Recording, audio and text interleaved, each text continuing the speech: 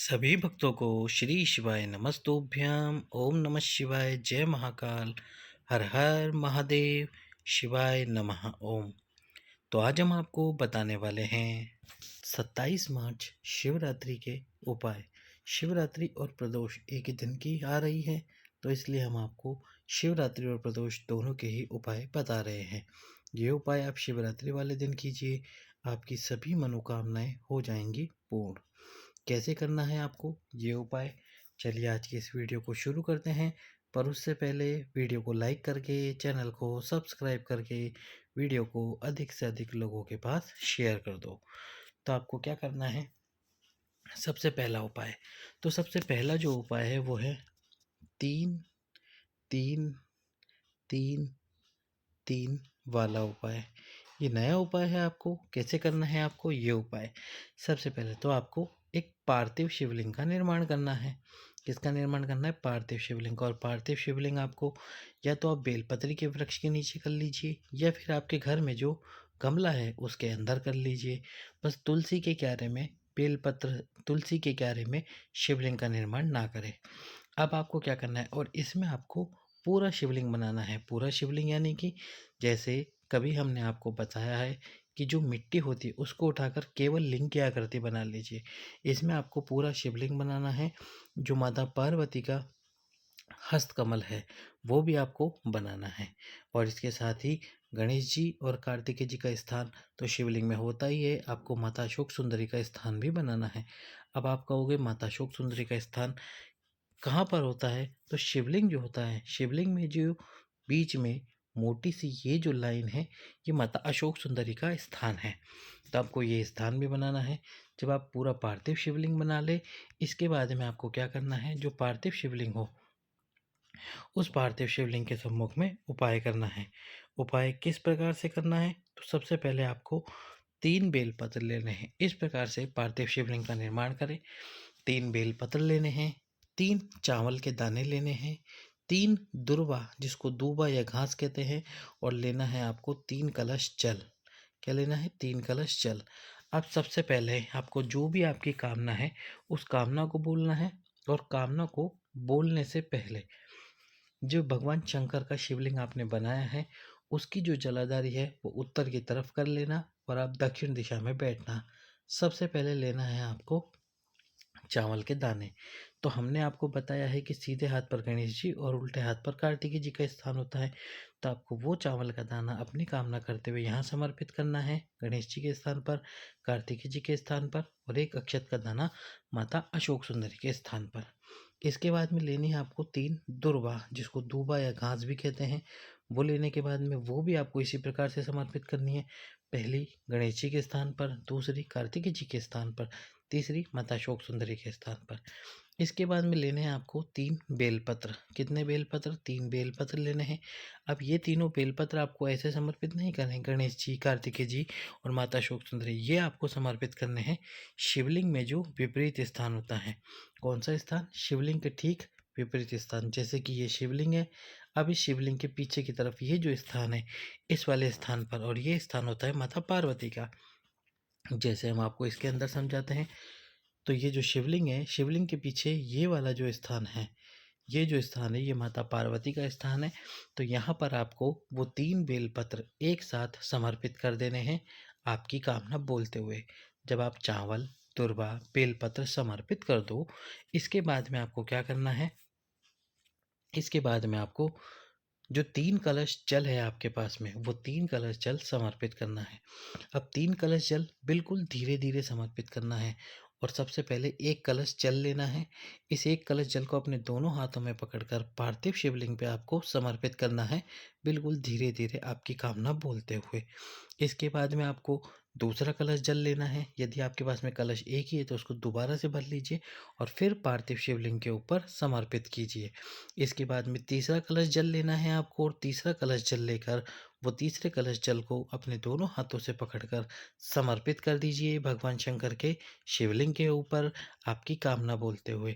इसके बाद में दीप प्रज्वलित कीजिए, बाबा से प्रार्थना कीजिए कि आपकी ये कामना शीघ्र अतिशीघ्र पूर्ण कर दे। फिर आपकी कोई भी कामना क्यों ना हो, जीवन में कैसी भी दुख तकलीफ परेशानी क्यों ना हो, उसको पूर्ण करने के लिए इस उपाय को अवश्य कीजिए। जब दीप ठंडा हो जाए तो पार्थिव शिवलिंग का विसर्जन कर दीजिए। चलते हैं हमारे इस वीडियो के दूसरे उपाय की तरफ। तो दूसरा जो उपाय है वो है त्रिपुरारी महादेव का उपाय। कौन से महादेव? त्रिपुरारी महादेव। त्रिपुरारी महादेव के नाम से आपको क्या करना है, ये उपाय कब किया जाता है और क्यों किया जाता है? तो जब आपकी सभी राहें बंद हो चुकी हो, मान लीजिए आपको कहीं भी रास्ता नज़र नहीं आ रहा है, दुख तकलीफ ही नज़र आ रही है, कहीं से भी आपको कोई भी उपाय नहीं सूझ रहा है, रास्ता नहीं नज़र आ रहा, तो शिवरात्रि के दिन प्रदोष काल में केवल 4 वस्तुएं ले जाकर भगवान शंकर के शिवलिंग पे त्रिपुरारी महादेव के नाम से समर्पित कर दीजिए।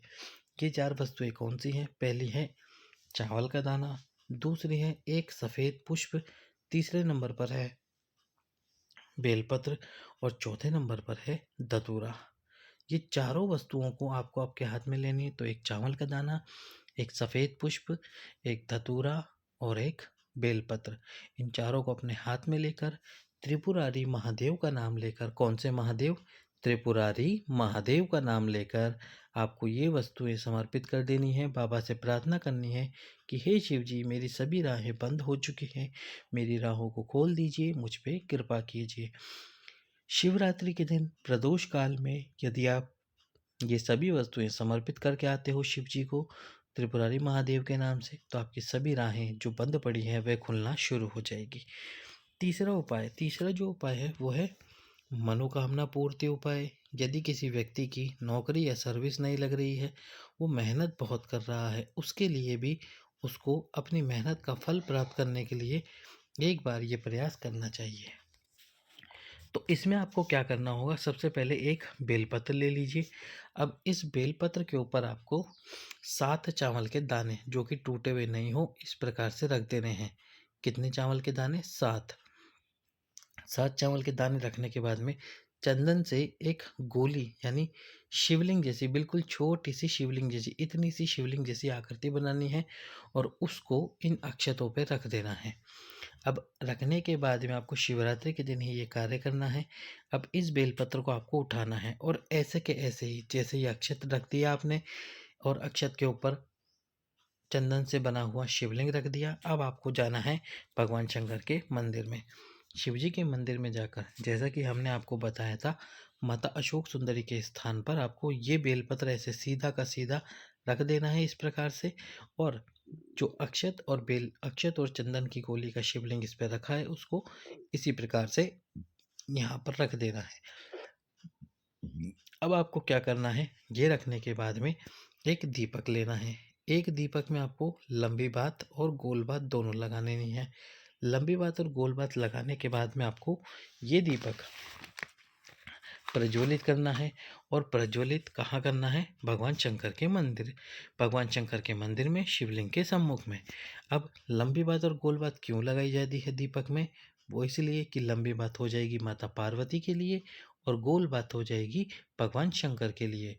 तो शिव और शक्ति दोनों का स्मरण करते हुए आपने यदि शिवरात्रि के दिन इस उपाय को कर लिया और यदि आप मेहनत कर रहे हो, बाबा से प्रार्थना की है नौकरी के लिए, तो आप नौकरी के लिए मेहनत करके इस उपाय को करते हो और बाबा से प्रार्थना करते हो, तो आपकी नौकरी सर्विस ज़रूर लगेगी। प्रयास करना, एक बार इस उपाय को अवश्य ही करना। चलते हैं हमारे अंतिम उपाय की तरफ इस वीडियो के। ये उपाय भी है मनोकामना पूर्ति उपाय। इस उपाय में आपको क्या करना है, एक बेलपत्र लेना है। इस बेलपत्र के ऊपर आपको एक गुड़हल का पुष्प रखना है। गुड़हल का एक पुष्प आता है लाल कलर का, घंटी वाला, जिसमें आगे की तरफ एक घंटी नुमा संरचना होती है, तो वो आपको लेना है। उस पुष्प को इस बेलपत्र के ऊपर रखना है और जो उसका घंटी वाला भाग है वो डंडी की तरफ रखना है। पुष्प को बीच वाली पत्ती पर रख देना है। यदि आपका कोई कार्य सिद्ध नहीं हो रहा, मनोकामना पूर्ण नहीं हो रही है, तो फिर आपको ये उपाय करना है आपकी कामना करते हुए। सबसे पहले शिवरात्रि वाले दिन भगवान शंकर के मंदिर में पहुंच जाना है और सबसे पहले शिव जी को एक कलश जल समर्पित करना है। शिव जी को जल समर्पित कीजिए, आपकी कामना बोलिए, अपनी प्रार्थना बोलिए और उसके बाद में जो बेलपत्र है जिस पे आपने गुड़हल का पुष्प रख रखा है उसको इस स्थान पर, ये खाली स्थान पर रख दीजिए। डंडी माता अशोक सुंदरी की तरफ बेलपत्र की और जो गुड़हल की पुष्प की डंडी है वो भी, घंटी है वो भी माता अशोक सुंदरी की तरफ रहेगी। बेलपत्र को इस प्रकार से रखकर जब आप बेलपत्र रख रहे हो, समर्पित कर रहे हो, तो आपका नाम बोले, आपका गोत्र बोले, आपकी कामना बोले। नाम गोत्र कामना बोलकर बाबा से प्रार्थना कर कर इस उपाय को कर कर आइए। आपका कार्य सिद्ध होगा, आपकी कामना पूर्ण होगी। बाबा भोलेनाथ आपकी समस्त कामनाओं को करेंगे पूर्ण। तो कीजिए ये उपाय। सभी भक्तों को श्री शिवाय नमस्तुभ्यम। हर हर महादेव।